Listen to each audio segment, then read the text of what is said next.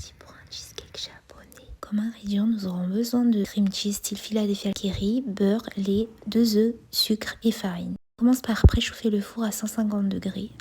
Au bain-marie, on y verse le beurre, la cream cheese et on mélange tout ça. Puis on finit par le lait et on mélange jusqu'à obtenir une texture lisse. On verse petit à petit la farine avec un tamis. Alors moi je verse en 4 fois. Je mélange, je tamise, je mélange. J'ai tamisé et mélangé une dernière fois. Puis on sépare le blanc des jaunes d'œufs. On y met les 2 jaunes d'œufs.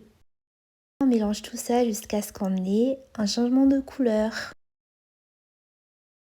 La texture doit être bien liquide et essayer d'enlever tous les grumeaux le plus possible. On bat ensuite le blanc des œufs avec le sucre jusqu'à obtenir une texture bien ferme mais en même temps nuageuse. Et on incorpore tout ça délicatement jusqu'à obtenir un mélange bien lisse.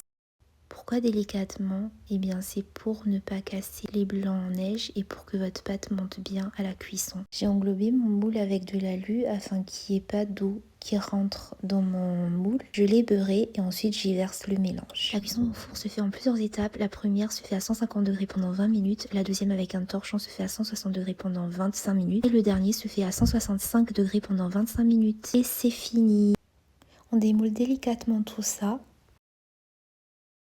Regardez comment c'est fluffy, je vous laisse avec ces images tellement satisfaisantes. Pour le dessus, avant de faire le petit dessin, comme j'avais pas le truc chauffant, et ben j'ai mis un petit peu de chocolat en forme de cœur pour faire un peu comme dans tous les cheesecakes qu'on trouve dans les pâtisseries japonaises. Alors vous me connaissez, je suis toujours objective quand je goûte.